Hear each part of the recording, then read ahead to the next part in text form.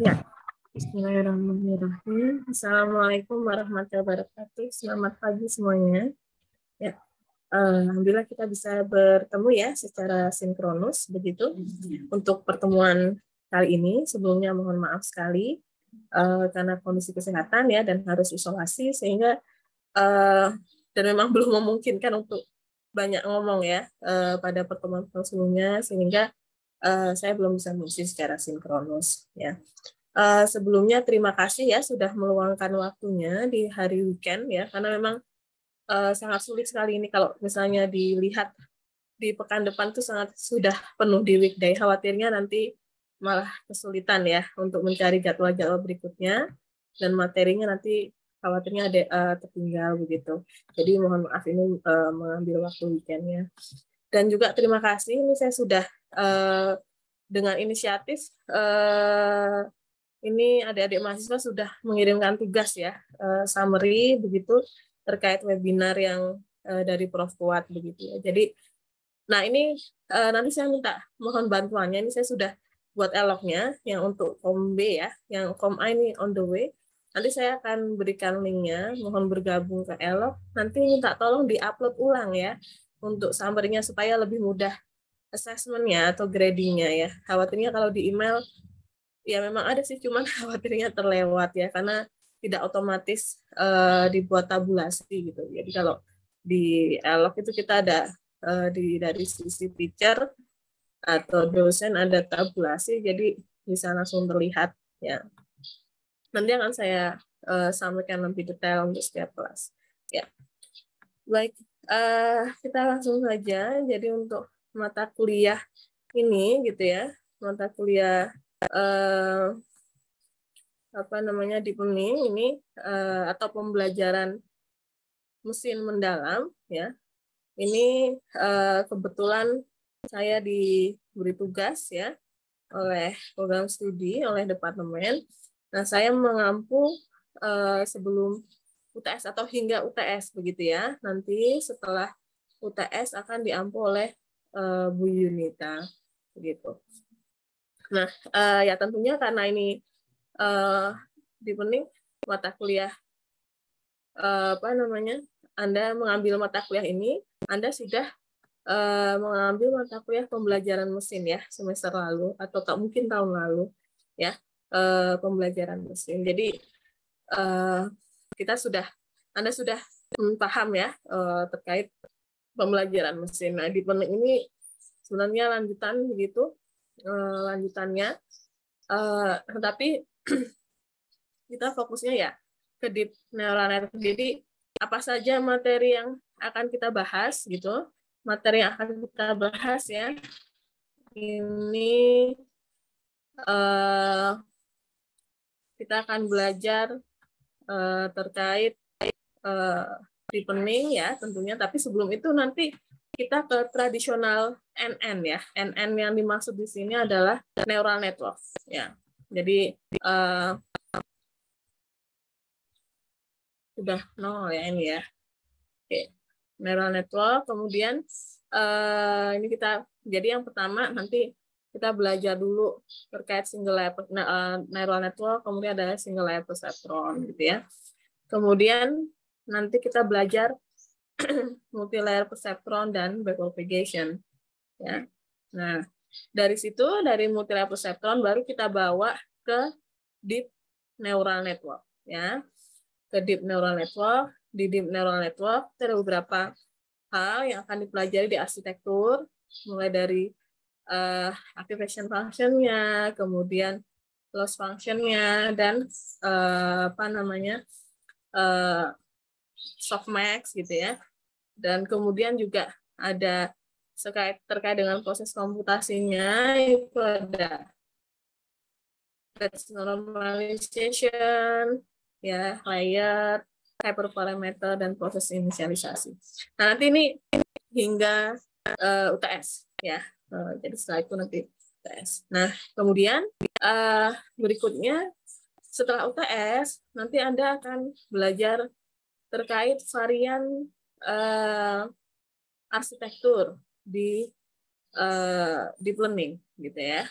Jadi ada CNN, kita ada dua. Yang pertama tradisional, yang convolutional neural network, ini yang in the first beginning itu yang difokus oleh Jan LeCun, kemudian dikembangkan oleh Alex ya, sehingga namanya adalah AlexNet. Kemudian berikutnya ke modern CNN, nanti ada transfer learning dan sebagainya. Ini ada GoogleNet dan Inception. Ya. Nah, ini untuk CNN biasanya untuk data yang bisa direpresentasikan dalam bentuk matriks 2 dimensi.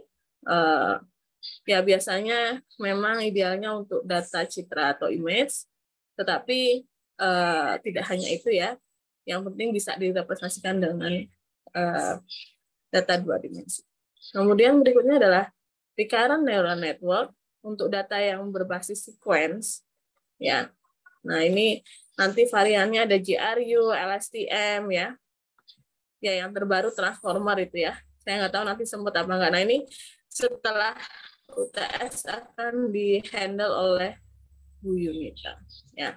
Nah, kemudian ini adalah konten-konten yang akan kita bahas gitu ya. Nah, mudah-mudahan kemarin dengan mengikuti webinar dengan narasumber Prof. Fuad, kebetulan Prof. Fuad adalah dekan fakultas kita ya. Di situ Anda melihat ya salah satu beliau kayaknya kalau tidak salah menyampaikan terkait ensemble learning, kemudian juga ada hybrid ya.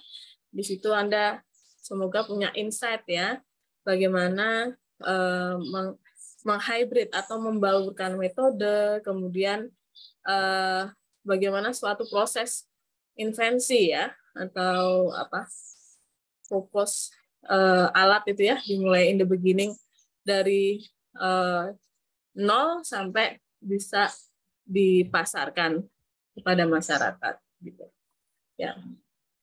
Nah ini untuk kontennya atau materi yang akan kita bahas dalam satu semester.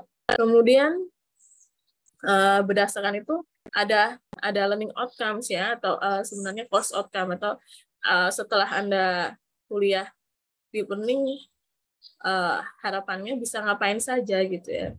Jadi kelulusan itu apa saja. Jadi yang pertama Anda harus paham nih perbedaan nanti antara deep learning sama tradisional neural network ya. Kemudian Anda harus paham dan bisa memecahkan problem atau problem solving menggunakan MLP ya, multi-layer perceptron dan backpropagation ya. Kemudian mampu memahami komponen-komponen yang ada di deep neural network ya tadi dan juga computation process. Ini sehingga CO1 sampai CO4 ini memang hingga UTS ya. Ini tanggung jawab hingga UTS, walaupun mungkin nanti akan dilanjutkan juga. Nah, yang CO5 dan CO6 ini adalah untuk varian arsitektur, dan juga ada small project nanti in the end of semester ya dengan Bu Yunita itu di CO5 dan CO6 ya itu setelah UTS. Nah, kebetulan untuk mata kuliah deep learning ini kemarin instruksi dari program studi ini menjadi mata kuliah PBL ya atau project based learning. Nah, artinya apa? Artinya project based learning ini assessment-nya ya, assessment-nya adalah 50% ya, 50% komponen penilaian itu berasal dari project base gitu. Jadi tidak teoritikal karena memang di learning jelas absolutely ya akan lebih seharusnya memang idealnya harus ada praktikumnya, tapi karena sekarang nggak bisa mengambilkan ya, berarti nanti di sela-sela kuliah gitu ya kita akan ada hands on begitu, karena kalau dibuat praktikum sendiri SKS MBKM itu udah 20 ya. Udah nggak bisa dimuat kemarin ya di kurikulum baru gitu. Jadi ya sudah nggak ada praktikum. Machine learning itu harusnya juga ada praktikum. Tapi sudah diambil MBKM ya, jadi ya sudah kita serahkan saja MBKM-nya. Nah, ini masih asesmen yang lama yang dibuat di awal ya, ternyata karena kemarin di pekan-pekan kedua kuliah itu ya, pekan lalu itu baru diinstruksikan oleh program studi gitu kalau menjadi PBL. Nah, berarti 50% dari proyek yang artinya adalah dari assignment.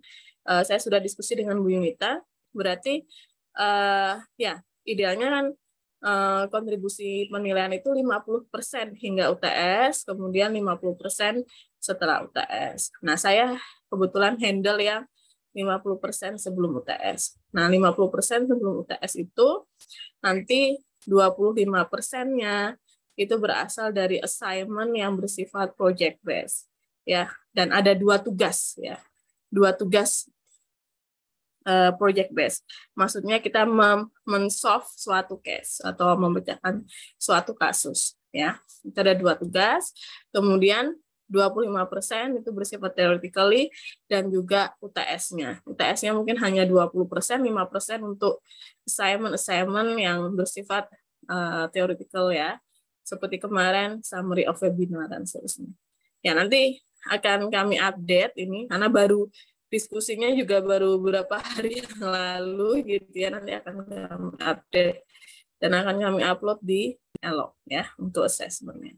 Kemudian untuk buku ya apa namanya referensinya kita pakai ya seperti Bible yang biasa digunakan yaitu bukunya Ian Goodfellow et al ya. Ini di Burning MIT. Selain itu kita juga Anda juga bisa mencari referensi supporting ya. Saya rasa banyak sekali artikel terutama dari sisi teknisnya. Tapi karena kita di computer science jadi nanti kita belajar memang dari fundamentalnya juga. Nah, selain bukunya Ian Goodfellow juga pakai bukunya Fawcett ya. Nah, ini Fawcett untuk tradisional neural network-nya. Ya. Oke. Mungkin itu ya untuk rencana perkuliahan kita. Mungkin ada pertanyaan dulu atau so far so good. Monggo, silahkan.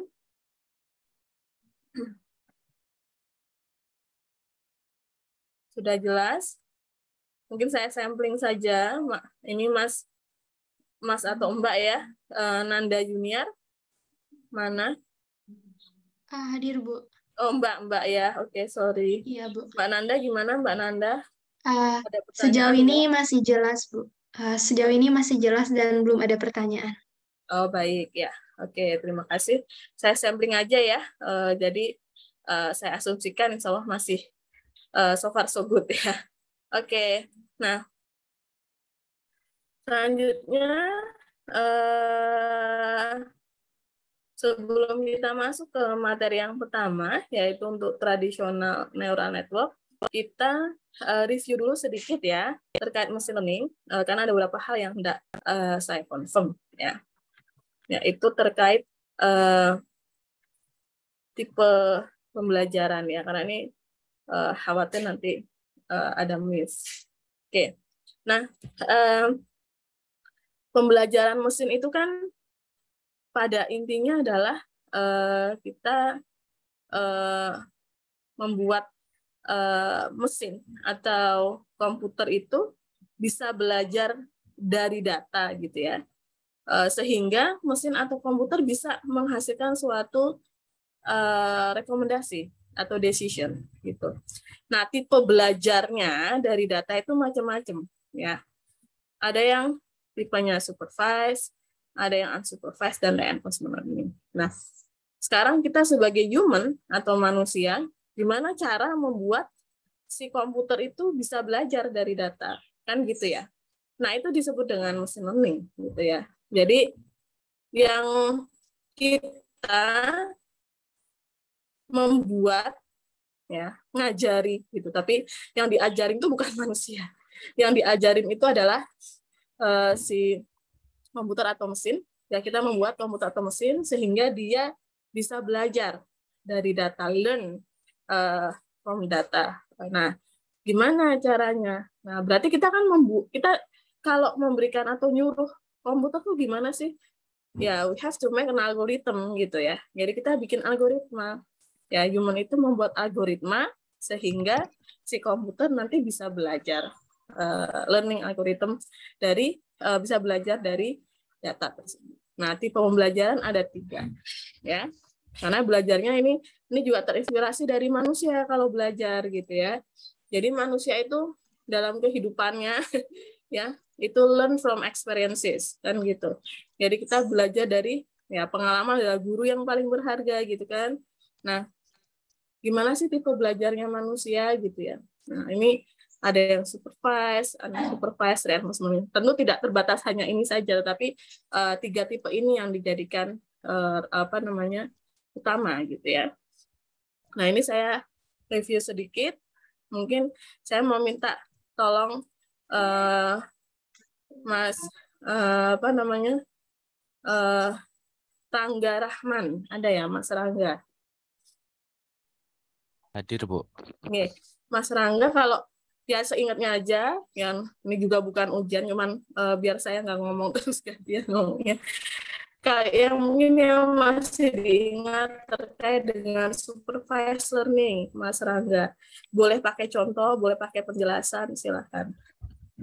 Kira-kira apa untuk menjelaskan supervised learning? Ya. Monggo Mas Rangga, masih ingat nggak ya? Baik, seingat saya supervised learning itu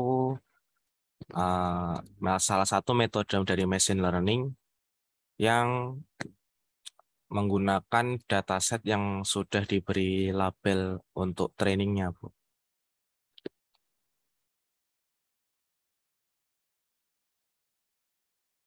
Ya, oke. Ya, makasih Mas Rangga ya. Jadi yang supervised learning ini keywordnya adalah tadi apa namanya belajar dari data dan datanya itu tidak hanya berupa data tapi sudah dilengkapi dengan label ya atau target ya. Oke. Nah, supervised learning ini ya yang contoh taksnya yang paling banyak adalah klasifikasi gitu ya. Saya rasa Anda sudah belajar di mata kuliah mesin ini.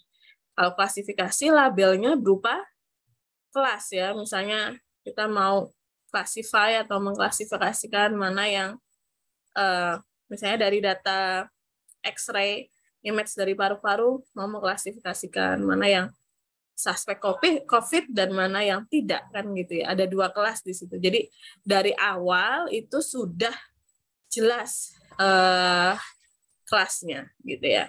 Jadi data belajar dari training data yang sudah dilengkapi dengan label. Oke, Mas kasih ya Mas Rangga. Kemudian ada taks yang lain yaitu regresi. Nah, kalau regresi dia labelnya bukan berupa kelas tapi number ya, angka atau numerik gitu.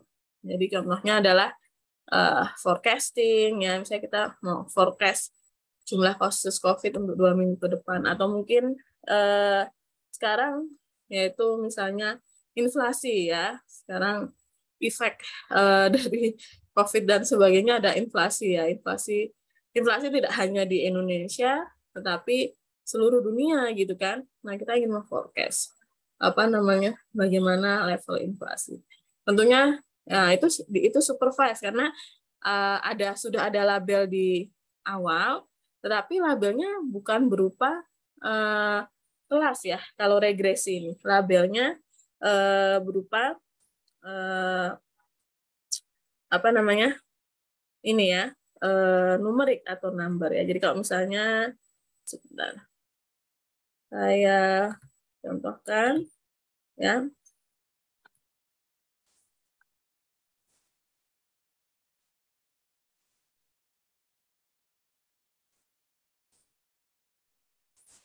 Oh ini ternyata ini share screen-nya copot.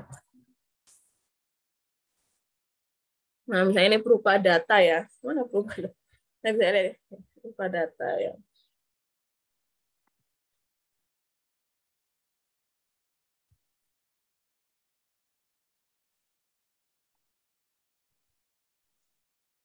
Nah, ini misalnya, nah, ya, agak beda. Nah, ini ya, nah ini kan grafik ya, chart ini. Nah, ini numerik ya. Jadi kita bisa buat sliding window, nanti labelnya adalah angka. Gitu ya. Nah, itu untuk regresi. Ya. Kemudian ya prediksi ya. Kemudian optimisasi, kemudian ada new insight gitu. Oke, kemudian berikutnya adalah kita ke unsupervised learning. Ya, unsupervised. Ini saya mau minta bantuan Mas Adam Yogi Syah Putra. Mana Mas Adam? Mas Adam hadir? Ya, Bisa hanya random sampling saja. Memungkinkan untuk mikrofon on? tes, ya Bu. Oh ya, sudah masuk, maaf tadi. Ya, Mas Adam, kalau unsupervised learning gimana Mas Adam? Maksudnya boleh dijelaskan yang diingat saja lah ya, boleh pengertian, boleh penjelasan, boleh contoh, ya, monggo.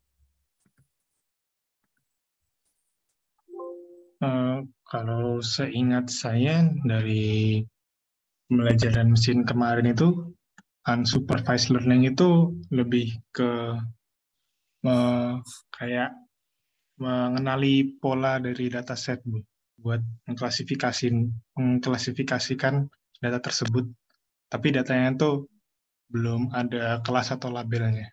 Jadi masih data yang render data kosong gitu. Oke.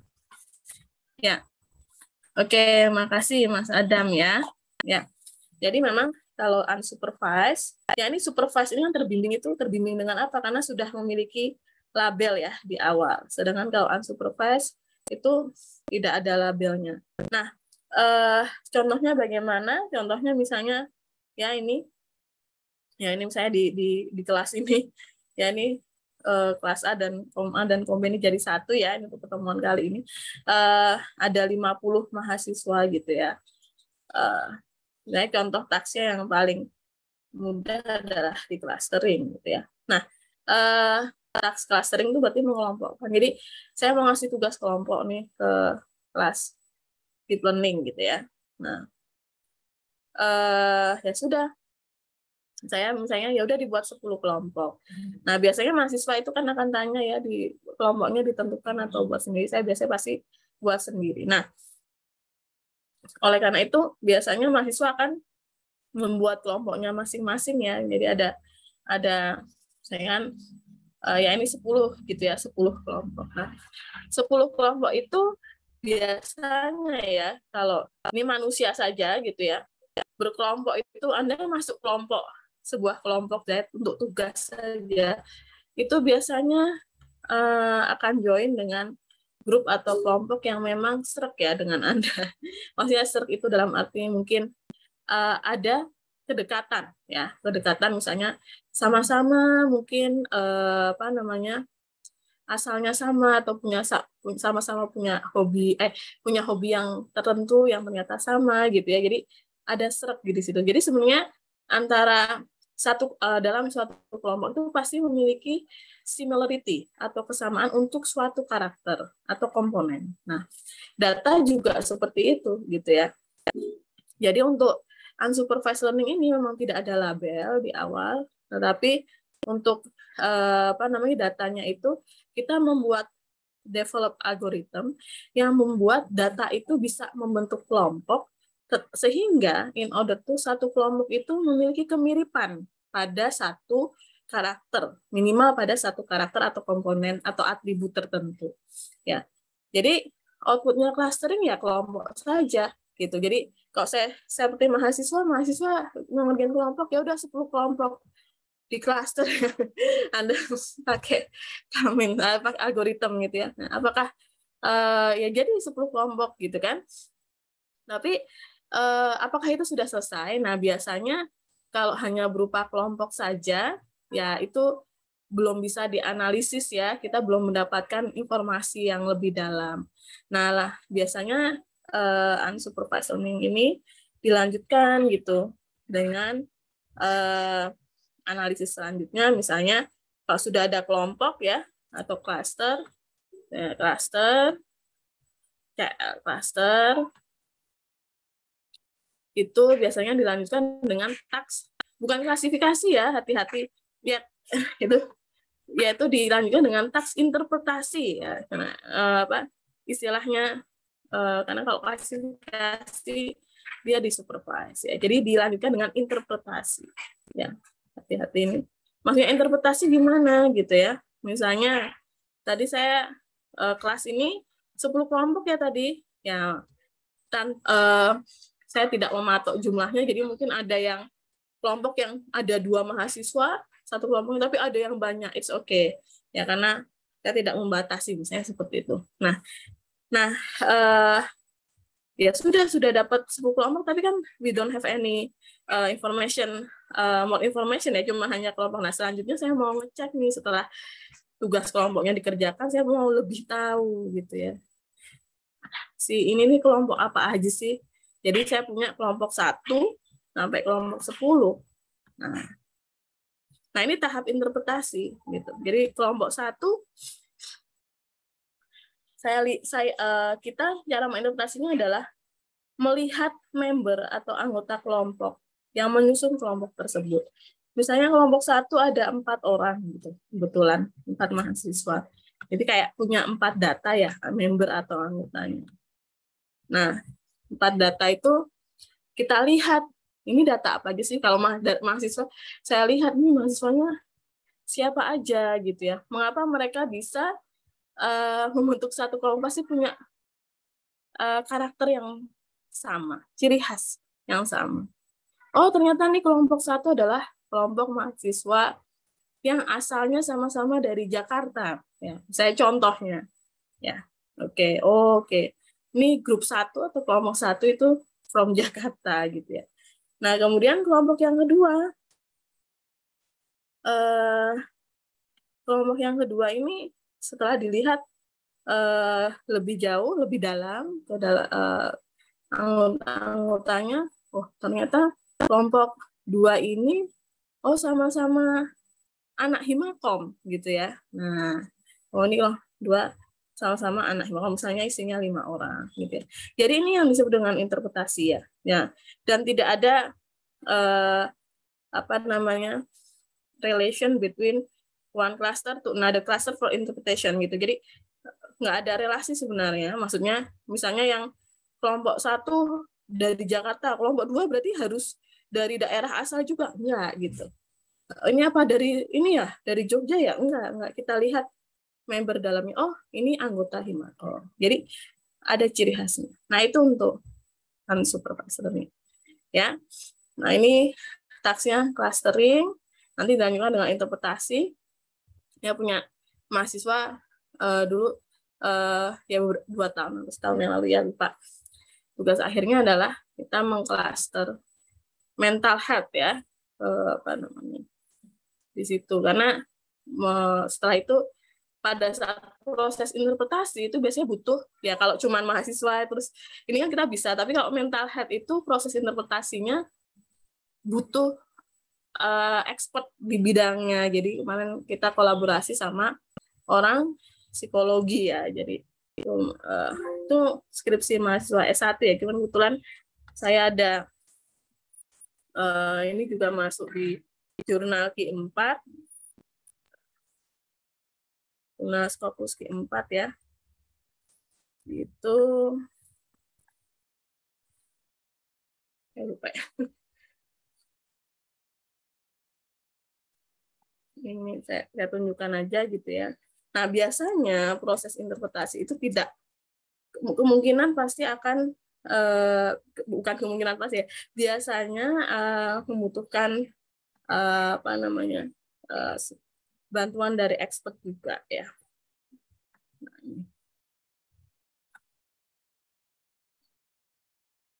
Nah ini ya, clustering Indonesian patient with personality disorder using fuzzy means ya. Jadi klasternya pakai fuzzy means. Ini anak S1 IUP ya. Dan ini Mbak, ini udah terus dia kerja di Bogor sekarang. Apa namanya,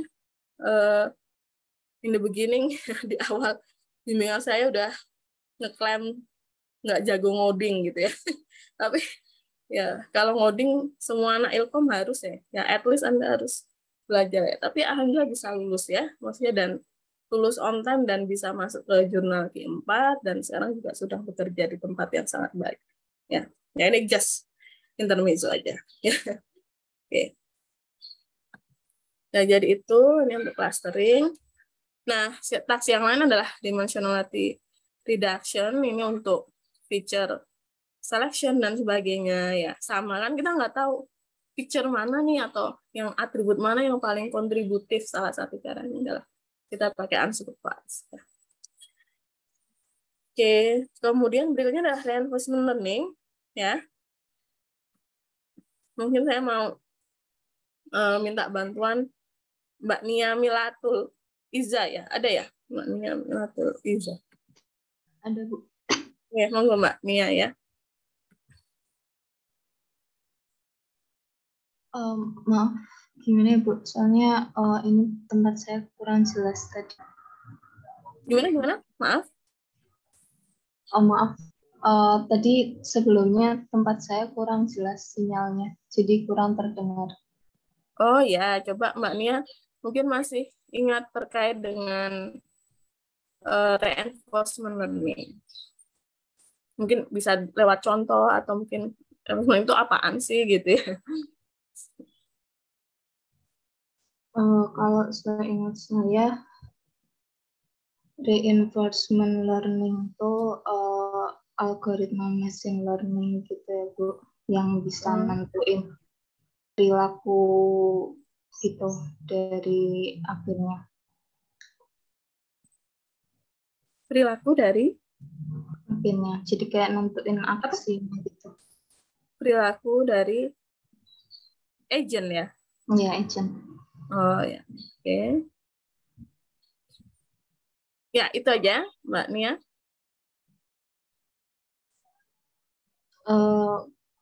Kayaknya itu, jadi kayak algoritmanya tuh nggak perlu supervisor gitu ya. Jadi pakai bilangan real gitu buat ngambil keputusannya. Oke. Ya. Ya, baik. Terima kasih Mbak Nia ya. Ya, jadi reinforcement learning ini sebenarnya ya tipe pembelajaran yang dia itu membypass ya. Jadi tadi ada agent, terus ada aksi gitu ya. Memang agak berbeda dengan yang supervised dan unsupervised. Kalau supervised learning ini outputnya apa yang diharapkan? Yang diharapkan adalah outputnya kelasnya atau mungkin hasil prediksinya kan gitu ya.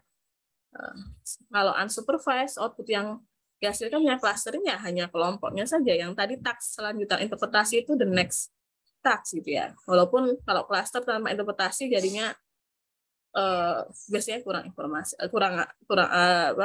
informasi yang kita dapat kurang komprehensif. Nah, kalau reinforcement learning, outputnya ini adalah action ya. Jadi itu ya yang menjadi fundamental idenya gitu ya. Jadi contohnya misalnya ya ini saya mau nanya misalnya di sini Mas Nandito, mana Mas Nandito? Halo Mas Nandito? Tadi Bu. Bisa bersuara ya? Bisa Bu. Hah? Suaranya mungkin digedein dikit, ini udah. Saya kayak suaranya udah gede soalnya. Oh, tes. Oh ya, oke. Bentar, tambahkan lagi. Ya, monggo. Kok monggo? Ya, Mas Nandito, saya mau tanya, sharing aja. Biasa driving a car, Mas Nandito? Bisa nyupir? Belum bisa Bu. Oh iya, katanya kayak mau nyari rentalan. Nggak harus naik motor juga nggak apa-apa ya. Biasanya naik motor ya, Mas Nandito ya?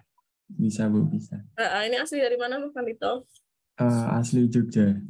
Oh, asli Jogja ya, oke. Misalnya Mas Nandito nih jalan-jalan ya, misalnya ke daerah daerah Jawa Timur. Soalnya saya asli Jawa Timur, ke Jawa Timur, tapi nggak lewat tol ya, karena naik motor kan saya ceritanya. Nah, itu pasti ngelewatin hutan Ngawi ya, kalau nggak lewat tol. Nggak tahu Mas itu udah pernah belum ke Jawa Timur naik kendaraan sendiri. Nah itu pasti lewat, tanpa lewat tol ya. Kalau lewat tol udah ini sudah ada bypass di sana. Nah itu tiba-tiba pas naik kendaraan, Anda ini ya, di depan Anda ada binatang buas tuh, ya, maksudnya misalnya harimau atau ular gitu. Nah itu apa yang Anda lakukan, Mas Nandito? Jadi in front of us gitu, di depan kita ada misalnya harimau gitu. Kira-kira ngapain, Mas Nandito? Kalau misalnya udah terlalu dekat nanti putar balik, Bu. Tapi kalau misalnya masih jauh berhenti dulu. Oh ya, oke. Misalnya udah deket, langsung putar balik ya. Jadi nah itu kan langsung keluar actionnya ya. Nah ini juga yang dipelajari di reinforcement learning ya. Yang reinforcement learning itu apa namanya, terinspirasi dari cara bekerja, cara berpikirnya manusia gitu ya. Jadi kalau in emergensi atau spontan itu pasti kita mengeluarkan aksi ya, bukan klasifikasi lagi. Jadi kayak di depan harimau gitu, Anda langsung harimau gitu ya, spontan Anda langsung melakukan action, misalnya tadi mutar balik atau merubah arah gitu ya. Nggak yang ya, idealnya ya nggak yang klasifikasi dulu gitu terus itu kan nggak kelamaan ya, karena apa namanya, waktu akan segera ini gitu ya.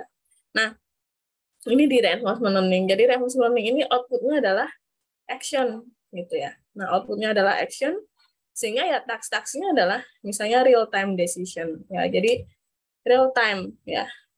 Kemudian game AI ya, engine game itu juga pakai reinforcement learning.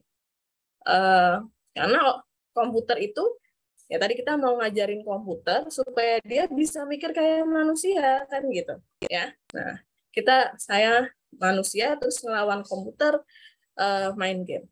Nah, komputernya kan mengeluarkan aksi, misalnya dia mindah apa namanya.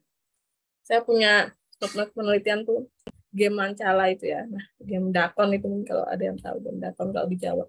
Ya itu outputnya memindahkan biji dakon gitu. Jadi actionnya itu action ya, nggak yang action berupa kelas atau prediksi kan enggak, tapi langsung action ya. Robot navigasi ya, jadi robot itu juga jelas nggak dia langsung belok kiri belok kanan, navigasi itu kan navigation ya. Kemudian ada skill acquisition yang lebih task. Nah ini reinforcement. Nah karena outputnya adalah action ya ini udah ditulis sama saya, sorry. Outputnya adalah action, maka kalau outputnya salah, ya output yang dikeluarkan salah oleh model reinforcement learning itu efeknya akan lebih signifikan dibanding yang supervised sama unsupervised gitu. Jadi kalau supervised kan cuma salah klasifikasiin aja ya udahlah, salah label gitu. Tapi kalau reinforcement learning salah action gitu. Misalnya di depan Anda harimau langsung putar balik, terus Anda lapor ke polisi, kasih tahu bla bla bla, ternyata itu bukan harimau gitu ya, salah. Jadi itu Anda mengeluarkan action yang salah. Nah, efeknya lebih signifikan dibanding hanya mengeluarkan output salah klasifikasi atau salah cluster. Nah, oleh karena itu di sini kita butuh policy ya. Jadi policy itu yang isinya adalah, policy itu apa? Kebijakan ya kalau bahasa Indonesianya. Ya, policy itu isinya apa? Isinya adalah reward and punishment ya. Walaupun terkadang just enough using reward ya katanya ya. Nah jadi di reinforcement learning nanti yang paling sulit itu, bukan paling sulit ya, kontribusinya adalah dari case-case yang ada untuk men-solve adalah kita merancang reward-nya gitu. Jadi gimana si model ini, si komputer ini, dia ada data yang masuk to real time, tapi kita merancang reward-nya. Nah, reward-nya itu kita yang merancang ya, algoritmnya. dimasukin ke komputer sehingga komputer atau mesin itu bisa belajar dari data secara real time dan dia selalu update sehingga action yang dikeluarkan selalu tepat gitu ya. Nah ini saya buat robot atau real time ya, pesawat, drone dan sebagainya itu pakai reinforcement learning ya. Oke, mungkin itu ya. Nah untuk deep learning itu tidak hanya untuk supervise ya. Tidak hanya untuk unsupervised, tidak hanya untuk reinforcement. Jadi memang deep learning itu mengcover seluruh types of machine learning gitu ya. Jadi karena ini harus ditegaskan dari awal, jangan sampai ada pemikiran bahwa hanya untuk yang supervised saja, hanya untuk yang unsupervised, enggak ya. Jadi memang deep learning nanti kita mengcover seluruhnya gitu ya. Bagaimana cara mengcovernya? Nanti di arsitektur, varian arsitekturnya. Jadi kalau supervised learning ada, ya CNN itu masih supervised. Tapi dia juga bisa unsupervised atau bahkan semi-supervised gitu ya. Nah, reinforcement learning itu ada deep reinforcement learning atau sering disebut populer dengan singkatan DRL gitu ya. Deep reinforcement learning gitu ya. Nah, ini jadi mengcover seluruhnya, itu yang perlu ditegaskan. Tidak hanya di salah satu tipe pembelajaran. Namun untuk kuliah ini, karena kalau langsung reinforcement learning ya langsung mabuk mahasiswanya, ini yang paling sulit ya. Anda kalau mau ke reinforcement learning harus paham dulu supervised sama unsupervised supaya tahu ada bayangan. Nah, paling mudah in the beginning kita belajarnya dari yang supervised dulu. Jadi dia pening supervised apa aja sih, gimana, kemudian arsitekturnya, nanti unsupervised, baru yang terakhir di reinforcement gitu ya. Oke, nah sekarang kita lanjutkan. Saya langsung masuk ke deep learning-nya ya.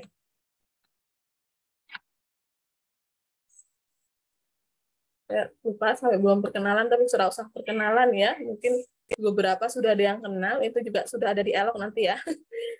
Malah lupa. Anyway, ini sebentar. Saya ada slide resume sih sebentar.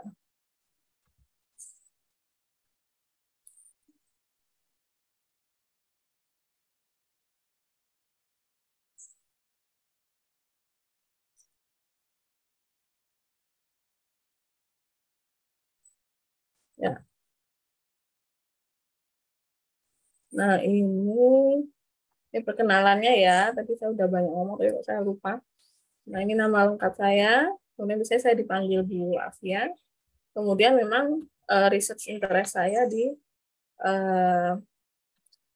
machine learning, bioinformatics, and AI. Ya.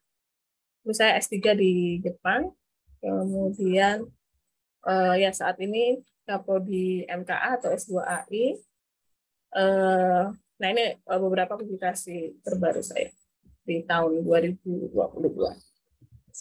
Mungkin itu sekilas ya. Saya tinggal di Jakal KM 10 ya.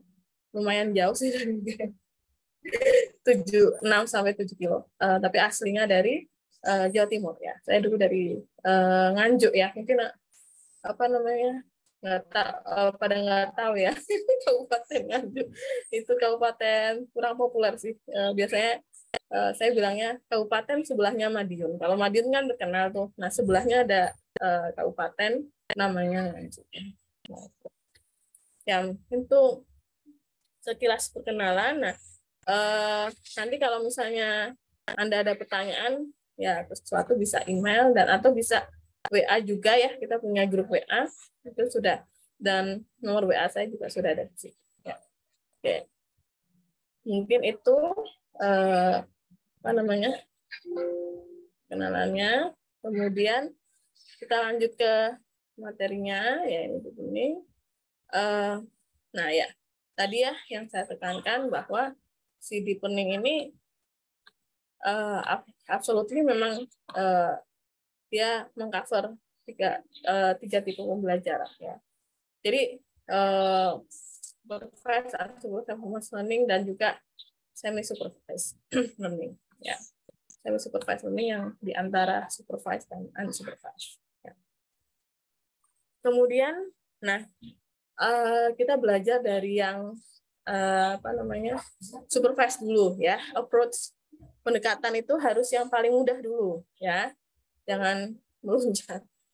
Nah, jadi approach-nya adalah dari supervise dulu. Nah, ini nanti yang pertama kita belajar dari tradisional neural network dulu. Nah, jadi linear classifier, tradisional neural network pertama yaitu singular perceptron, gradient descent, ya, multi-level perceptron, propagation, deep neural network, dan deep neural. Nah, ini ya harapannya di pertemuan pertama ini kita nyampe 3 topik ini, yaitu linear classifier, neural network, dan gradient descent.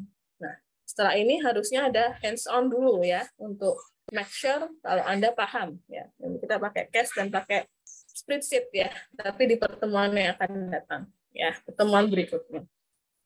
Jadi saya biasanya memastikan mahasiswa paham itu pakai spreadsheet dulu, ya, atau Excel dulu.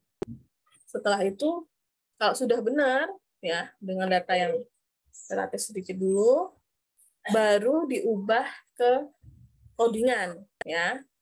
Karena machine learning, deep learning itu dia black box, ya. Kenapa black box? Jadi kalau misalnya ada yang salah di kode, tapi akurasinya tetap bagus, Anda merasa ya fine-fine aja gitu ya. Padahal ada sesuatu yang salah. Nah, sesuatu yang salah itu jadi nanti bisa jadi gunung es gitu. Ya, untuk data tertentu ya salah. Ngerasa sudah bagus perform modelnya, model mesinnya atau debunya, tapi ternyata ada yang salah di dalam. Ketahuannya baru kalau sudah. Nah, itu nggak boleh ya. Jadi kita harus paham. Ya, jadi nanti saya pakai Excel dulu. Ya, semua seperti itu. Nanti baru coding from scratch. Nah, nanti kalau sudah backprop ini juga masih from scratch. Nah, yang nanti yang deep neural network dan deep learning kita memang akan menggunakan library ataupun framework ya, TensorFlow dan juga Keras. Karena kalau pakai from scratch ya, struktur datanya too much ya, terlalu banyak ya. Jadi dan nanti lebih ke teknis gitu ya. Jadi yang mungkin masih bisa kita handle secara dari zero itu kita zero dulu ya. Belajar dari coding dari awal. Ya, ini yang sederhana-sederhana. Ya. Oke, nah ini disclaimer di awal, ini math ya, agak matematik ya, karena memang Anda orang Ilkom. Beda kalau Anda orang sistem informasi atau teknologi informasi ya, pokoknya ada library ini pakai gitu. Tapi karena kita orang CS, ya computer science, jadi Anda harus paham fundamentalnya. Nah, karena fundamentalnya itu adalah matematik gitu. Nah, jadi bukan berarti kita harus belajar, enggak, tapi kita menerapkan saja ya. Jadi ini disclaimer di awal, untuk pertemuan ini agak banyak math-nya, yang basic ya. Jadi ini ada math banyak ya, tapi nggak masalah, nanti Anda itu bisa mengikuti. Ini udah saya representasikan yang the easiest one ya, untuk dipahami ya, mudah-mudahan. Ya. Oke. Jadi yang pertama kita masuk ke linear classifier. Oke. Attention ke table yang ini ya. Jadi misalnya nih ceritanya saya punya teman ya, yaitu si Mary sama si Jones ya. Ini saya ambil dari bahan kuliahnya Feveli ya, Prof. Feveli yang ada di Stanford. Nah, ini jadi saya punya teman Mary sama Jones. Nah, kebetulan itu mereka teman dekat saya gitu ya. Ya, pura-puranya ini. Nah, saya itu kalau mau nonton film ya berhubung budget juga nggak banyak gitu. Nah, saya kalau nonton film tuh pilih-pilih gitu. Nah, jadi nggak semua yang film baru ditonton gitu ya. Nah, pilih-pilihnya gimana? Pilih-pilihnya itu atau menentukannya apakah saya mau nonton film ini atau tidak, itu berdasarkan testimoni dari teman-teman saya. Gitu. Jadi ini testimoni dari Mary sama Jones. Oke, sorry. Ya. Jadi testimoni dari Mary sama Jones ini, gitu ya. Nah, testimoninya dalam bentuk rating, ya. Dan ratingnya itu dari 1 sampai 5, yang artinya angka 1 adalah tidak suka atau menganggap bahwa itu tidak recommended buat ditonton. 5 itu sangat recommended, gitu ya. Nah, ya Anda sudah belajar muslimnya, saya punya history, ya. Ini datanya Movie Name ini. Jadi saya punya data training ini, ya, dari history dari Lord of the Rings sampai Star Wars 1. Ya, ini contohnya agak long time ago, ya. Nah, kemudian ada movie baru nih, gitu ya, yaitu ya ini new movie at the time, ya. Jadi jangan diinikan dengan sekarang, ya. Sekarang udah beda lagi filmnya. Nah, ini ada film baru Gravity. Nah, ya, ini saya punya data-data yang record. Ini kan data training. Jadi sebenarnya ini kan tagsnya adalah klasifikasi, ya. Jadi kita punya data training, kemudian atributnya itu ada 2, yaitu Mary's rating dan Jones rating.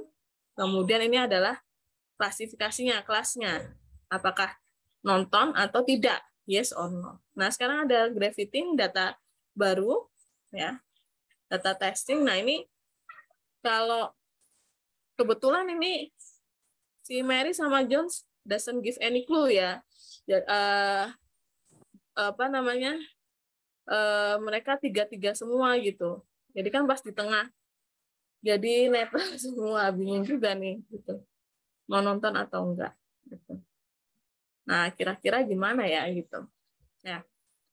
Ya, ini sebenarnya bisa menggunakan beberapa metode classifier yang ada. Nah, sekarang kita coba approaching menggunakan linear classifier. Jadi ini kalau misalnya kita representasikan scatter plot, ya, dalam 2 dimensi, ya karena hanya 2 atribut, ya, Mary's rating sama Jones rating. Nah, kita visualisasi yang berwarna biru ini adalah kelas tidak, yang warna merah adalah kelas iya, ya kan? Nah, sekarang ada movie baru, ya, ini Gravity. Nah, ya ini masuk yang biru atau yang merah gitu, ya. Nah, sebenarnya klasifikasi itu kan sebenarnya kita membuat decision boundary, ya. Jadi Anda mungkin sebelumnya pernah belajar SPM, ya, yaitu itu ada decision boundary. Nah sekarang ada linear classifier, ya. Artinya apa? Decision boundary itu apa sih? Decision boundary itu adalah sesuatu yang menjadi batas sehingga memisahkan kelasnya gitu. Jadi kalau ini ada 2 kelas, ya, berarti memisahkan kelas biru sama kelas merah, kan gitu. Nah, karena karena ini kita anggap datanya masih sederhana, kita bisa menggunakan garis lurus gitu. Jadi decision boundary-nya berupa garis lurus. Nah, jadi kalau di 2 dimensi, garis lurusnya ya kita kemungkinannya banyak sekali, undefinite, ya, tidak terbatas gitu. Garis warna hijau, hitam, merah, ya, baik. Ya, ini undefinitely banyak gitu. Nah, ya kita fokus aja gitu, ya. Misalnya ya kalau divisualisasi semua itu nggak bisa, ya, maksudnya nanti nggak bisa terlihat jelas. Jadi saya cuma ambil sampel. Misalnya saya punya garis hijau dan garis hitam, ya. Nah, ini garis hijau dan garis hitam.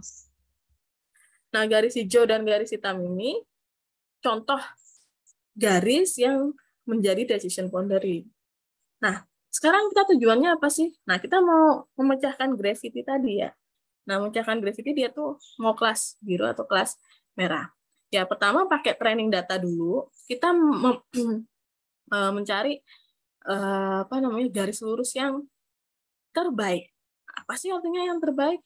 Yang bisa memisahkan kelas biru dan kelas merah dengan error paling kecil atau dengan akurasi yang paling tinggi, yang paling akurat. Nah, ini contohnya kita punya, saya sampling aja contohnya, saya punya garis hijau sama garis hitam. Ya. Nah, ini saya coba mau tanya ke Mas Agung Davin. Mana Mas Agung Davin? Mas Agung Davin bisa memungkinkan mikrofon on? Ya, bagaimana Bu? Oh ya, Mas Agung Davin, kalau menurut Mas Agung Davin ini garis yang terbaik sebagai decision boundary untuk data ini itu yang mana? Yang hijau atau yang hitam? Sepertinya yang hijau. Kenapa? Oh, yang hijau.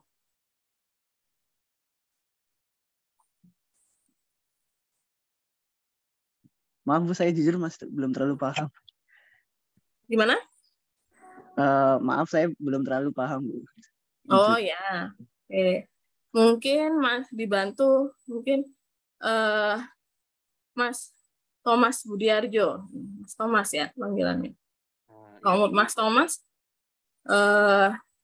garis mana nih yang paling, ya kita sebagai manusia aja ya, nggak usah mikir itu ada data, terus dari visualisasi ini aja kita sebagai human, garis mana sih yang paling bagus yang sebagai decision boundary? Tadi yang maksudnya decision boundary adalah dia bisa memisahkan kelas biru dan kelas merah paling akurat atau yang errornya paling kecil ya.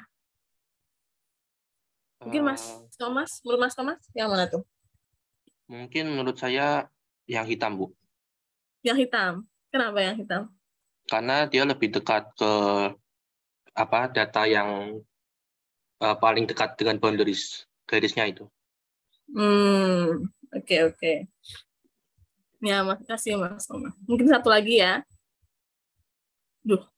Ada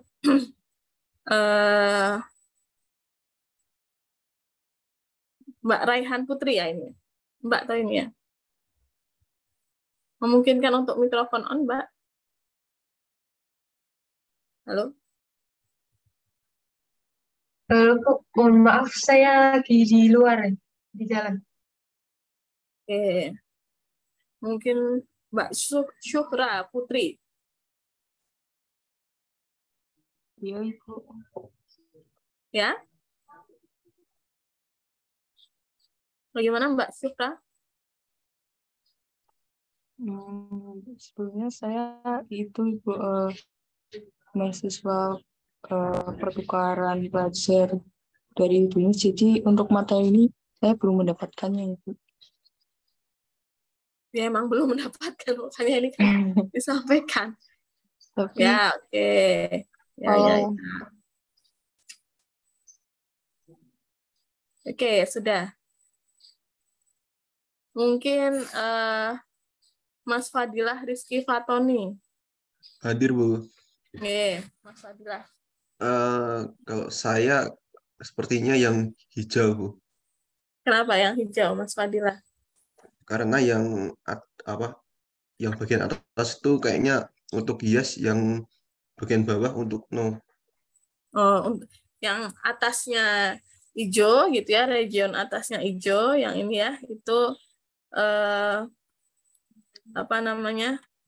untuk kelas merah atau yes gitu ya? Iya. Terus yang ya. bawah untuk no. Untuk no gitu ya. Yang bawah untuk no. Ya, oke. Ya, makasih Mas Fadilah ya. Iya. Panggilnya Pak Fadil ya. Iya, Fadil. Oke. Ya, baik.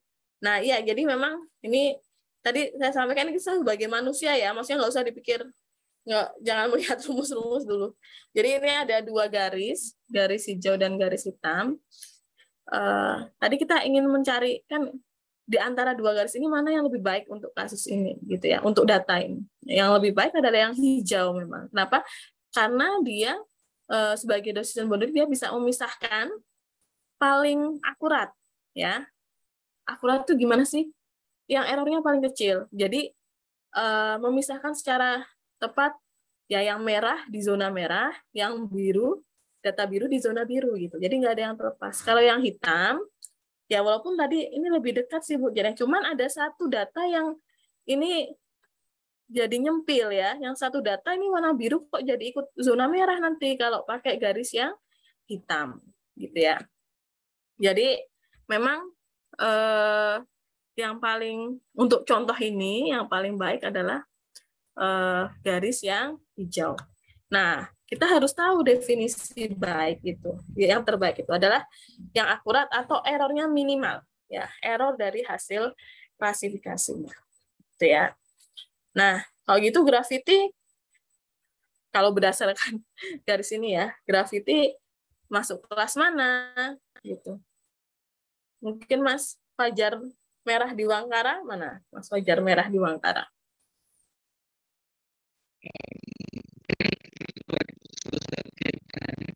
Oh, ini kayaknya mikrofonnya ini kayaknya Mas Fajar ya, nanti dikondisikan lagi deh nanti. Tunggu dulu Mas Fajar. Mungkin Mbak atau Mas ini, Faris Kanit.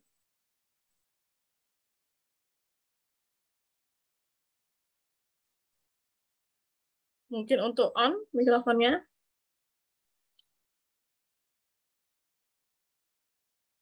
Halo? Nggak mungkin ya?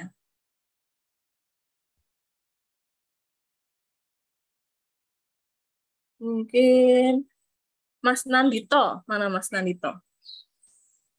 Iya, Bu.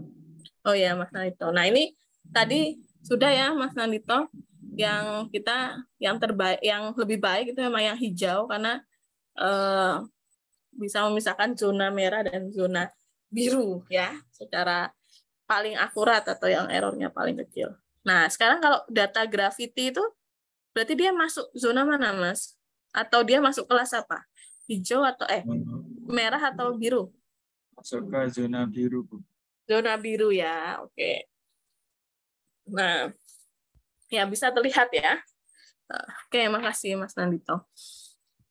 Nah, ini kita sebagai human ya, maksudnya sebagai manusia, ya kita gambar garis yang memisahkan dua zona, merah sama biru. Terus kita tinggal cek graffiti di mana nih?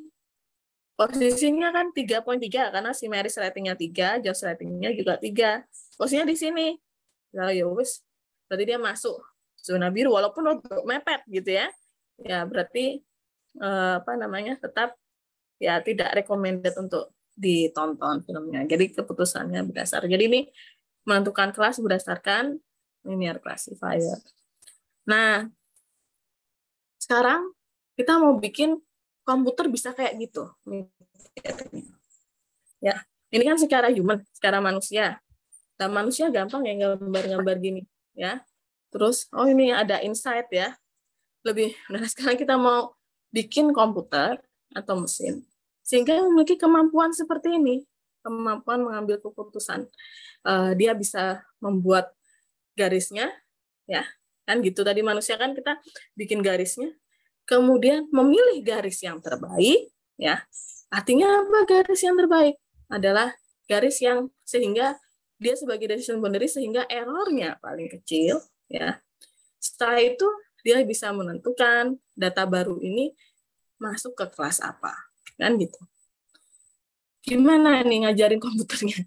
Yang pakai gambar gini nggak mungkin ya komputernya ya. Komputer itu cuman kenal dua hal, logic and ya numerik dulu, numerik tuh diubah ke logic gitu kan. Nah, ya kita paling mudah kita ke numeriknya. Ya. Nah,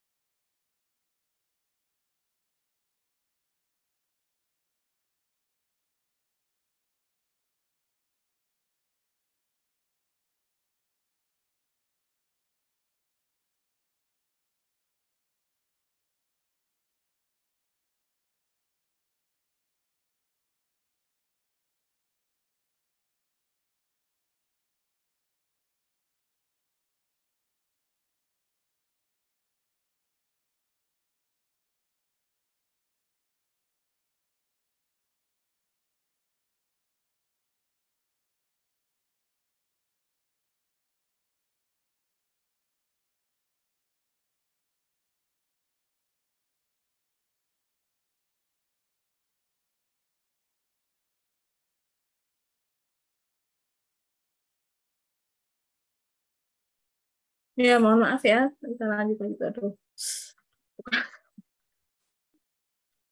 Ya, ini ya. Nah, sekarang kita mau ngajarin komputer ya.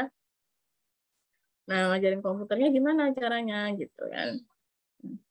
Ngajarinnya adalah yang pertama kita representasikan garis lurus itu.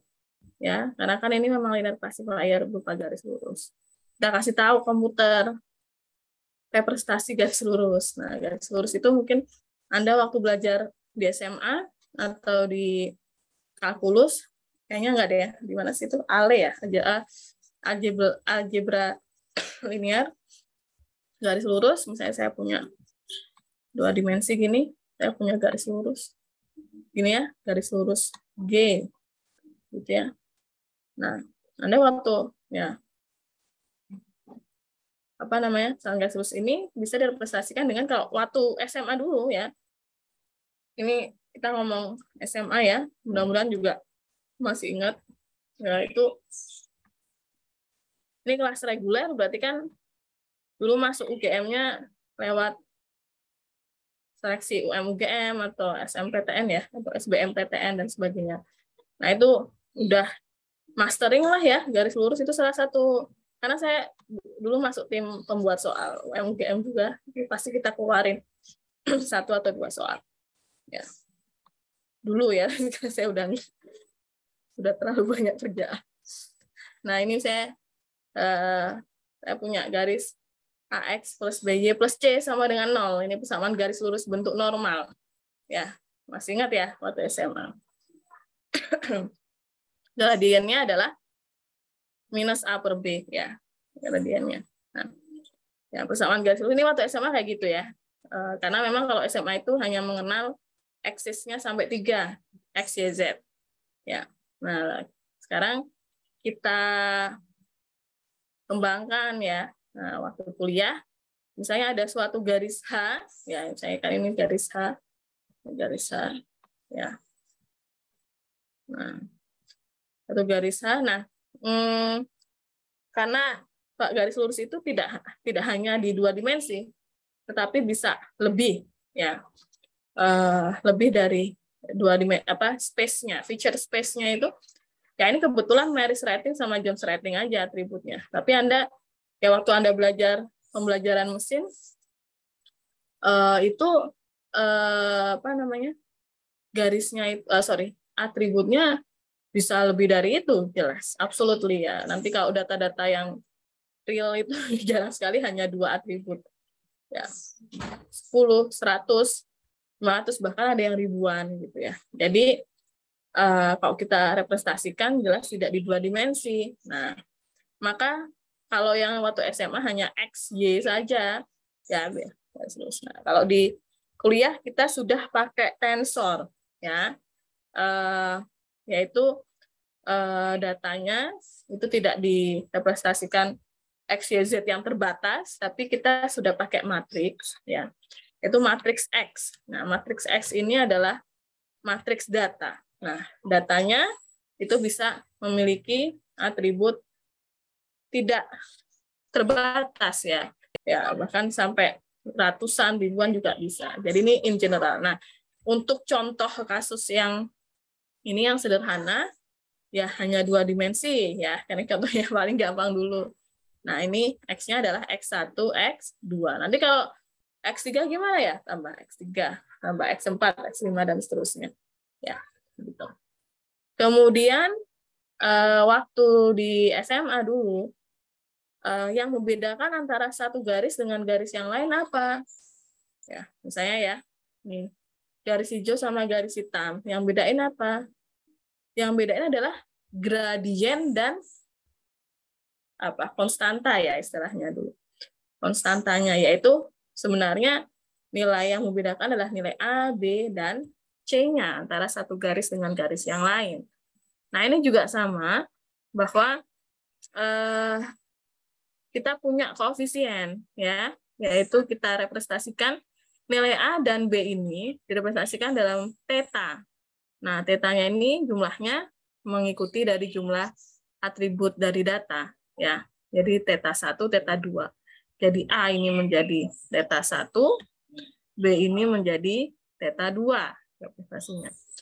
Nah, tapi kita buat lebih general. Jadi kalau 10 fitur, 100 fitur, ya theta 1 sampai 100 atribut gitu ya, theta 1 sampai theta 100.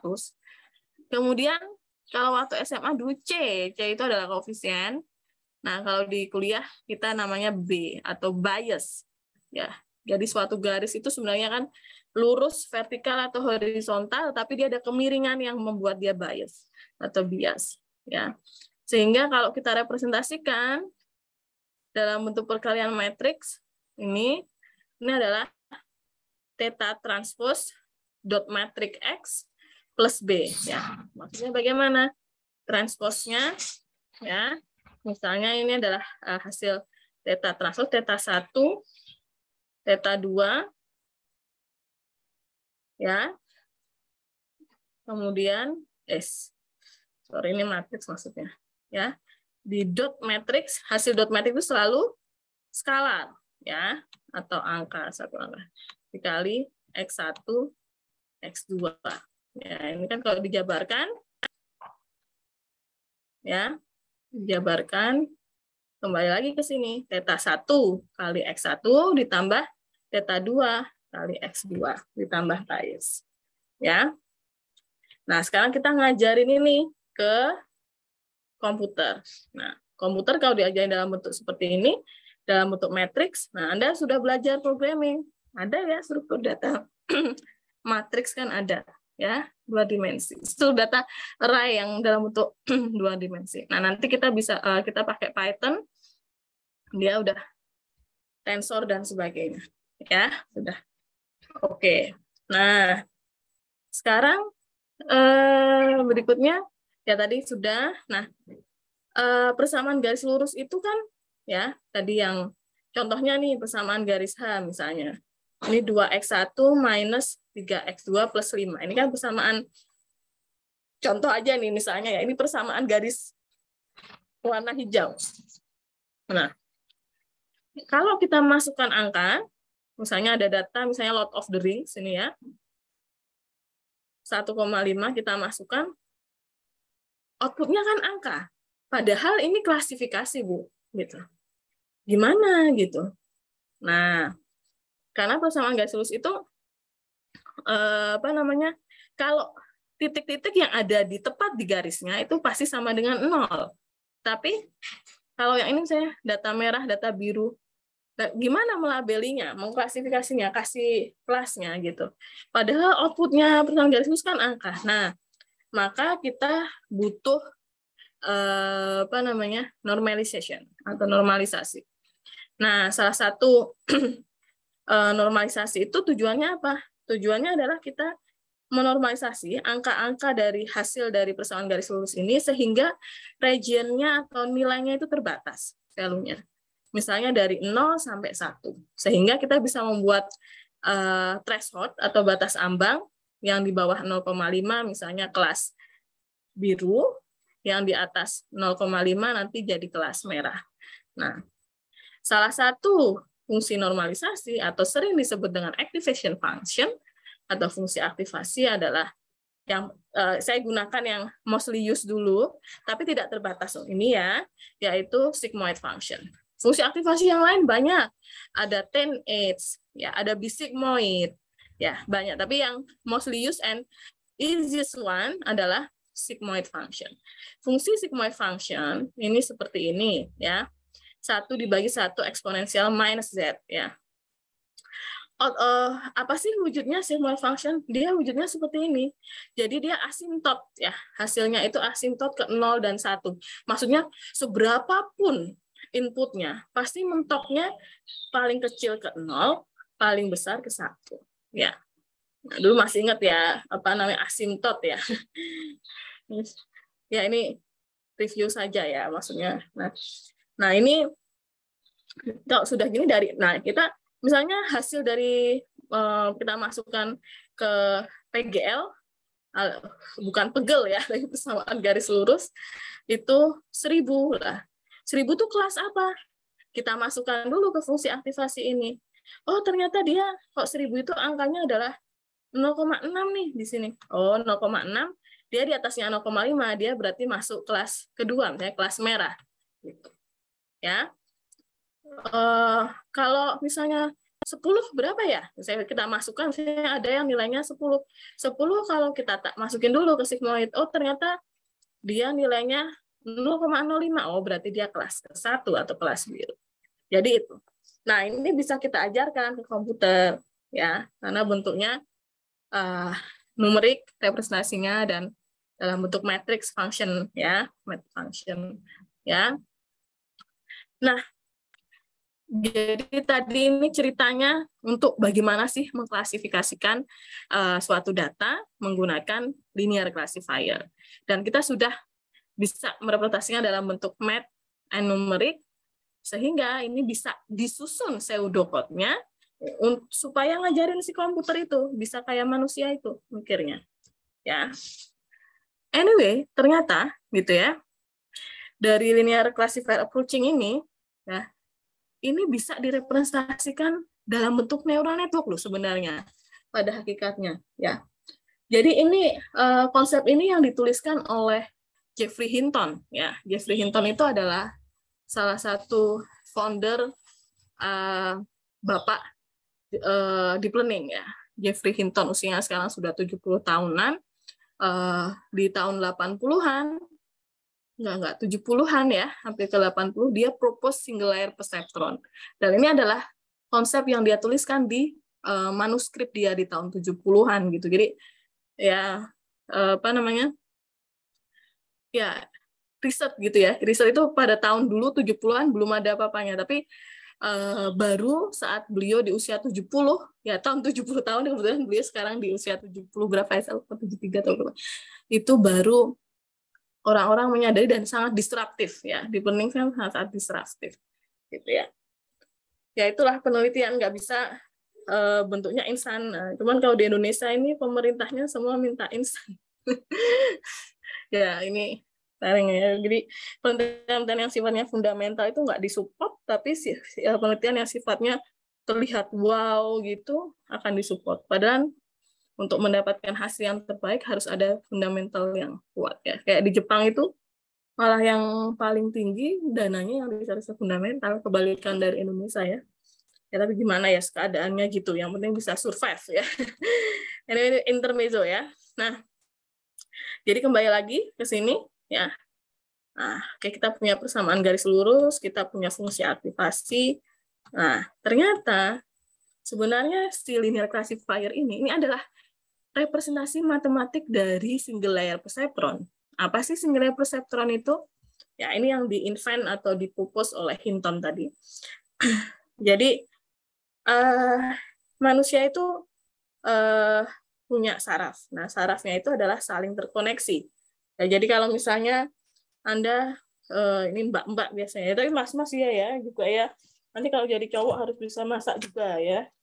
Ya masak air lah atau masak Indomie ya. Karena harus survive ya. Ini apa? Anda misalnya masak air kemudian Anda pegang pancinya. Anda secara otomatis saraf motorik Anda kan menarik tangan Anda gitu ya. Maksudnya bukannya panci panas dipegang lama-lama monyok nanti ya. Kan enggak gitu. Jadi di situ saraf kita itu sudah bergerak. Ya, jadi saraf input yang menjadi neuron input menerima stimulasi itu naik menghantarkan pesan bahwa panas masuk ke otak langsung ke selanjutnya akhirnya ke saraf motorik untuk menggerakkan tangan kita. Nah, makanya kalau orang stroke itu ada sesuatu yang terputus koneksinya gitu. Kalau orang stroke ya, gitu, mungkin Anda pernah melihat orang stroke yang dia tuh pengen banget jalan, dia pengen banget ngangkat tangan, tapi nggak bisa gitu. Jadi saraf motoriknya nggak connect kan gitu. Ya, nah itu contohnya. Nah, saraf-saraf yang di manusia itu, kenapa pakai yang di manusia? Karena ini terinspirasi dari human ya. Tentunya dari makhluk hidup, tapi yang paling berakal, yang sarafnya paling padat adalah human. Jadi ini kita paling mudahnya ini yang dipropos oleh Hinton. Ini adalah saraf input ya. saraf input. Ini saraf-sarafnya direpresentasikan dalam bentuk neuron, bunderan kecil. Nah, ini neuron ya. Saraf itu bahasa Inggrisnya kan neuron. Jadi ini neuron input. Kemudian jalan. Nah, ini outputnya atau yang jadi motoriknya tadi untuk actionnya. Ya. Nah, di neural network ini disebut dengan single layer. Kenapa? Jadi di sini adalah disebut dengan input layer, ya. Input layer. Dan yang di sini disebut dengan output layer, ya. Input layer itu tadi buat nerima sensor, stimulan, inputan. Nah, ini adalah output layer, ya. Nah, ini output layer. Nah, karena hanya satu lapis, input ke output, maka disebut dengan single layer. Nah, ini namanya single layer. Gitu. Kemudian perseptron ini apa, Bu? Perseptron ini adalah, nanti setelah ini, kita akan belajar terkait dengan algoritma pembelajarannya. Itu adalah perseptron algorithm. Ya. Arsitekturnya adalah single layer. Nah, kalau misalnya secara digabungkan, secara menyeluruh, disebut dengan single layer perseptron. Nah, tadi yang linear classifier itu ternyata adalah bentuk ya representasi matematis dari single layer perceptron ini gitu. Jadi input layernya nerima apa? X1 dan X2. Kebetulan ini Maris and Jones rating. Kemudian outputnya apa? Outputnya tadi untuk menentukan ya dia itu masuk kelas mana. Nah, berarti tadi untuk menuju ke sana perlu koneksi. Koneksinya apa sih? Yaitu ada Theta 1 dan Theta 2. Nah, Theta 1, Theta 2 ini kalau di neural network disebut dengan bobot. Ya. Bobot Theta 1, bobot Theta 2. Kemudian di output layer ini ada neuron, satu neuron, dan ini memiliki bias, ya, dan ada sigmoid function-nya. Ini adalah simbol sigmoid function. Ya, sigmoid function Anda secara intuisi seharusnya sudah menangkap kenapa disebut sigmoid. Ya, salah satunya karena dia mendekati huruf S, ya. Jadi kurva S, maka dia sigmoid function. Ya. Nah, ini disebut dengan arsitektur single layer perceptron. Sampai di sini dulu, mungkin ada pertanyaan. So far so good. Malah saya stop screen, sorry. Ada pertanyaan dulu mungkin? Atau so far so good? Izin bertanya, Bu. Mungkin karena sedikit kebingungan. Jadi untuk output itu harus selalu dalam sigmoid function ya, Bu? Iya, karena dia selalu melewati sigmoid function. Jadi nanti kan seperti ini ya yang tadi. Misalnya saya punya data 1,5 atau mungkin gravity ya 3,3. Nih, tim saya 3,3. Nah, kita masukkan ke persamaan garis lurus. Nah, outputnya itu angka soalnya ya. Garis lurus kan outputnya angka. Dimasukkan ke sini kan 2x1 minus 3x2 plus 5 angka. Ya ini contoh saja ya. Ya pasti angka outputnya. Tapi karena ini classifier, berarti kan harus diklasifikasikan. Kita harus convert from numeric to class. Nah, dia cara ngonvert gitu kan. Nah, mengkonvertnya ya sebenarnya dibikin threshold langsung aja ya. Misalnya kalau di atas 5.000 dia kelas merah, di bawah 5.000. Tapi angka 5.000 dapat dari mana? Dikhawatirkan itu unfair. Tidak fair. Sehingga supaya fair, apa sih? Adil ya, maksudnya fair, masuk akal. Kalau di ilmu pengetahuan itu fair itu bukan nilai tapi make sense gitu ya, masuk akal. Maka paling mudah adalah kita normalisasi. Nah, jadi sigmoid itu adalah salah satu fungsi normalisasi. Atau sering disebut dengan activation function. Nanti pekan depan, pertemuan yang akan datang, saya akan jelaskan insight dari sisi neural network-nya ya. Jadi nanti sigmoid itu activation function. Nah, ini pasti hasilnya kalau dimasukkan sigmoid itu dari 0 sampai 1 sehingga bisa standar. Kalau 2 kelas patokannya itu 0,5 ini. Oh, itu tulisannya cuili ya, mohon maaf ini, ampun. Saya betulkan. Ini patokannya kalau kurang dari 0,5 kelas biru, kalau di atas 0,5 ini kelas 2 atau kelas merah misalnya gitu. Jadi tujuannya itu untuk normalisasi ya. Nah, salah satunya menggunakan sigmoid function itu. Fungsi yang lain banyak, ada 10x, ada bisigmoid. Nanti pas deep learning kita punya ReLU, rectifier linear unit. Ya. Jadi nanti softmax itu juga ada, tapi itu di deep learning. Jadi ini perjalanannya masih tradisional MLP, terus nanti kita ke DL ya. Mungkin itu, mudah-mudahan bisa lebih jelas. Menjelaskan sekali, Bu. Terima kasih banyak. Nggih, matur nuwun. Ya. Kemudian berikutnya ini agak math, disclaimer lagi. Sekalian aja ya hari ini biar cepet ya. Nanti jadi setelah ini saya kasih tugas terus Bu. Dia tugasnya tuh belum ini ya tuh. Maksudnya ini nanti saya minta Anda melihat video lagi, video rekaman ini dan membuat summary tulisan tangan ya. Jadi tujuannya biar nyatet ya. Karena ini agak math gitu. Jadi kalau nggak nyatet tuh kadang ngawang-ngawang gitu ya. Nanti kalau Anda paham ini, ke belakang itu tinggal tak gitu ya. Ya harapannya ya. Tapi kalau susah banget dipahami ya oke lah sambil jalan aja. Ya. Nah, tadi sudah ya, ini kita ada persamaan garis lurus, kemudian jadi dengan ini kita bisa ngajari komputer gitu. Ya, dengan persamaan garis lurus ini. Nah, sekarang kita bisa merepresentasikan garis lurus, bisa menentukan ini masuk kelas mana. Nah, tapi ada sesuatu fundamental yang belum kita ajarin ke komputer, yaitu cara memilih garis. Ya. Misalnya, tadi kan garis lurusnya banyak banget, berarti kemungkinan kan θ 1, θ 2 itu kan nilainya berapa ini gitu. Nah, gimana cara cari nilai ini? Nah, kalau di single layer perceptron, di nano, bagaimana cara mencari nilai value dari bobot dan bias ini gitu. Ya. Yang mana? Nah, karena kita belajarnya machine learning, sebenarnya ini bisa dipecahkan secara math, konvensional math, tetapi karena kita orang komputer, konvensional math dikasihin ke orang statistik aja. Nah, kita orang komputer, kita pakai kemampuan soft computing atau AI, gitu ya. Jadi kita bagaimana sih cara dapetin linear classifier yang appropriate atau yang paling tepat untuk data ini gitu.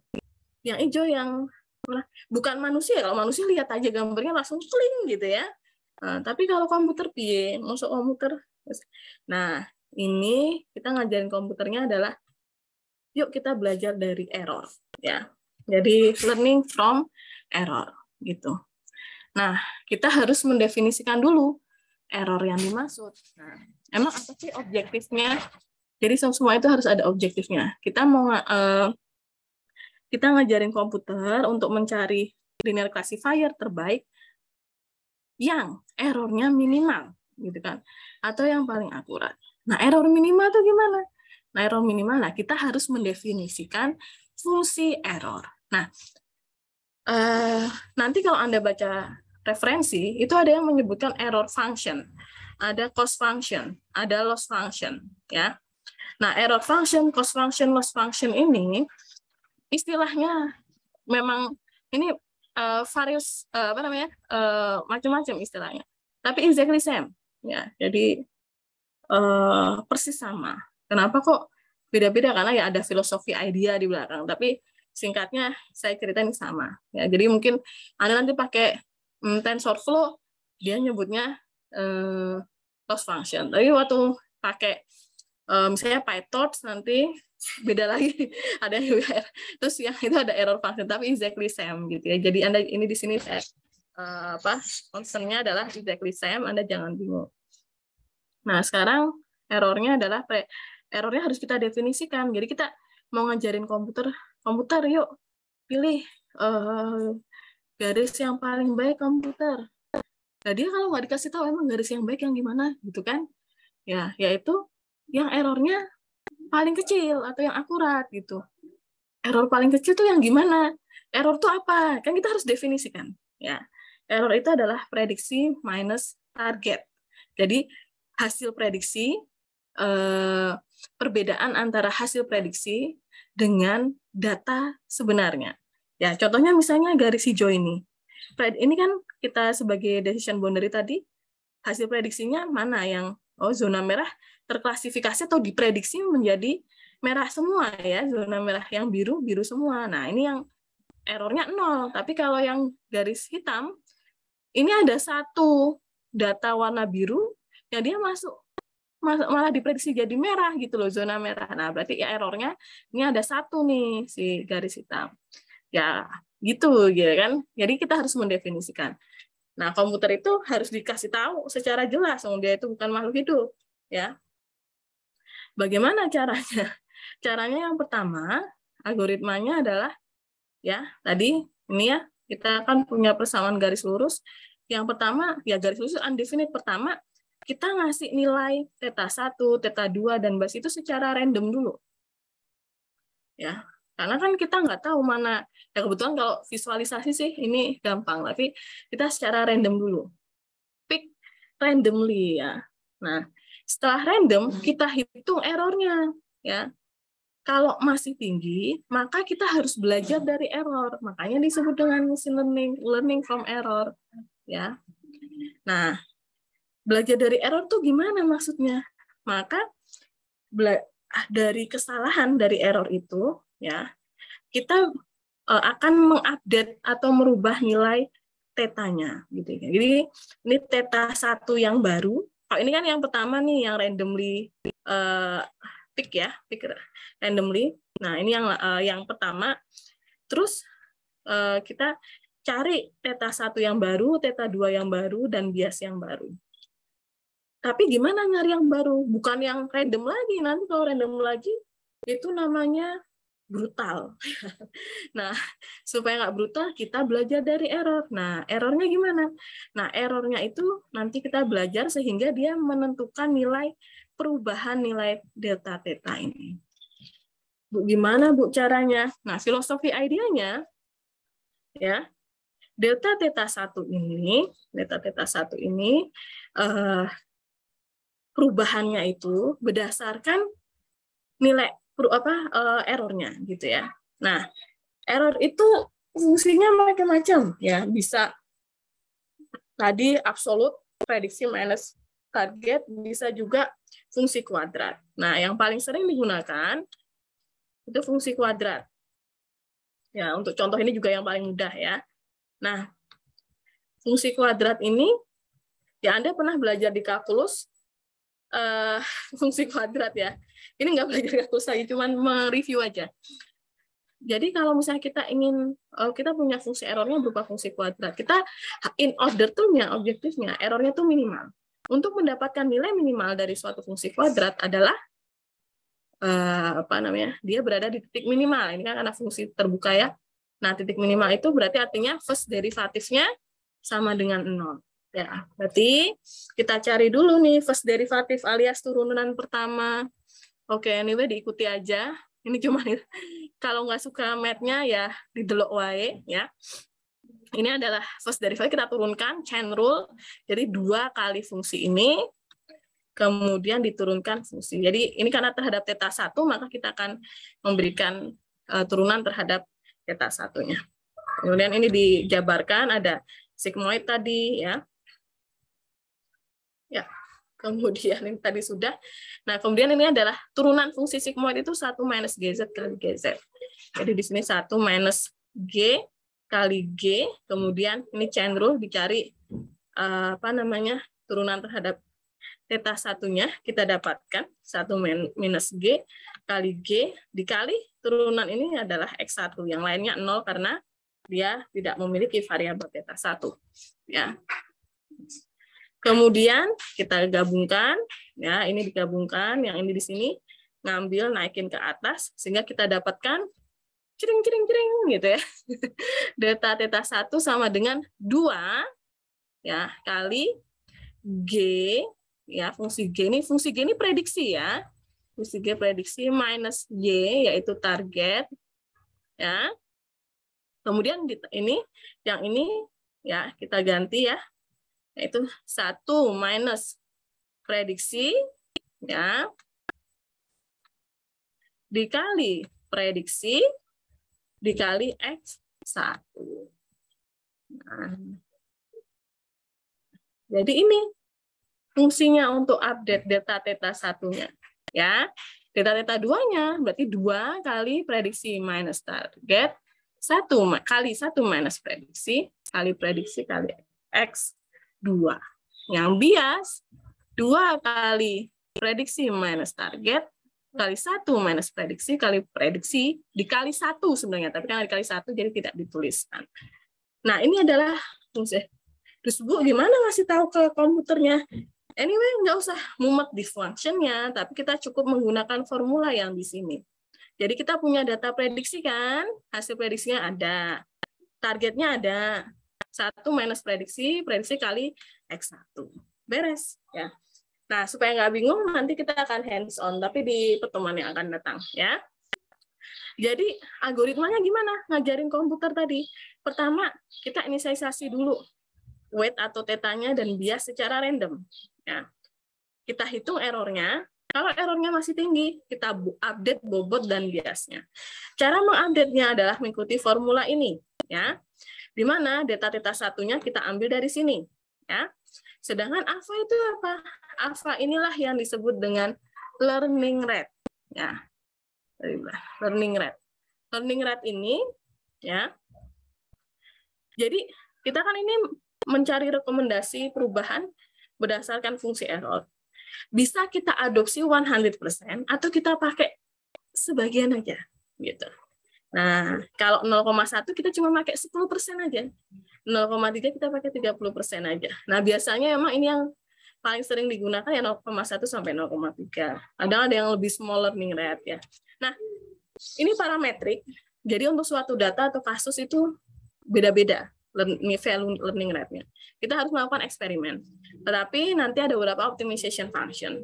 Nah, optimization, tapi nanti pas belajar di pening, so many optimization function yang dipropose oleh banyak researcher, sehingga kita nggak harus nyari-nyari atau nentuin skenario eksperimen. Oke. Ya, mungkin itu dulu untuk hari ini. Nanti keburu panas otaknya ya, tapi mudah-mudahan kayaknya nggak kalau online ya. Oke. Insya Allah di pertemuan yang akan datang, kita akan hands-on pakai spreadsheet. Jadi nanti Anda lebih harapannya Anda akan lebih paham. Ya, saya akan berikan contohnya dalam bentuk spreadsheet, saya jelaskan. Ini begini-begini. Nanti Anda akan saya beri tugas untuk menyelesaikan spreadsheet itu juga. Nah, supaya nanti sebelum pertemuan yang akan datang ada bekal gitu ya. Ya, saya yakin saya pun belajar yang seperti ini kadang harus diulang-ulang gitu ya. Jadi maksudnya kalau satu kali yo kadang lali gitu ya. Tapi sebenarnya paham, cuman kadang lali gitu ya, lupa.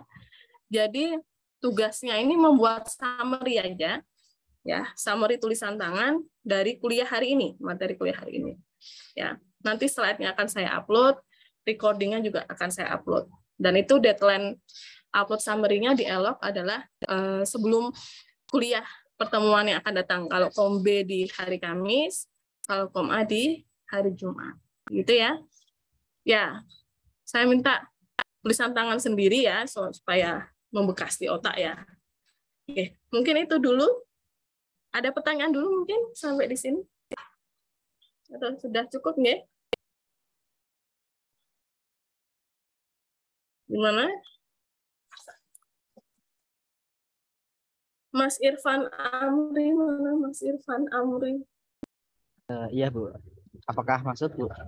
Nggih, ada pertanyaan nggak Mas Irfan? Sementara belum, Bu. Oke, sip. Sementara belum. Ya, Minum oke, dulu, Bu. mudah-mudahan gimana? Minum dulu, ya. Bu. Oke, ya. Oke, nanti coba dipahami dulu. Nanti saya upload slide-nya sama recording-nya, minta tolong dipahami dikit-dikit ya. Nah, jadi nanti agenda pertemuan berikutnya kita hands-on dan kita akan membahas approaching dari sisi neural network. Kalau ini kan approaching dari linear classifier. Nanti approaching dari sisi neural network akan lebih mudah, terus nanti kita bisa masuk lebih cepat ke multi-layer perceptor. Ya. Oke, mungkin begitu. Sehat selalu semuanya ya. Mohon maaf bila ada yang kurang berkenan. Yang Kom A akan saya share di grup WA ya untuk link apa jadinya link anaknya. Yang kombe udah ya, udah saya share ya. Oke, mungkin begitu. Terima kasih, sehat selalu. Assalamualaikum warahmatullahi wabarakatuh. Waalaikumsalam warahmatullahi wabarakatuh. Izin selalu, Bu. Terima kasih, Bu. Izin ingin absensi ulang, Bu. Oh ya, untuk presensi karena ini kuliah pengganti semua dianggap masuk ya, karena saya juga ambil hari Minggu. Baik, terima kasih. Terima kasih banyak, Bu. Langsung dari si master langsung saya inikan semua. Terima kasih banyak, Bu. Oke.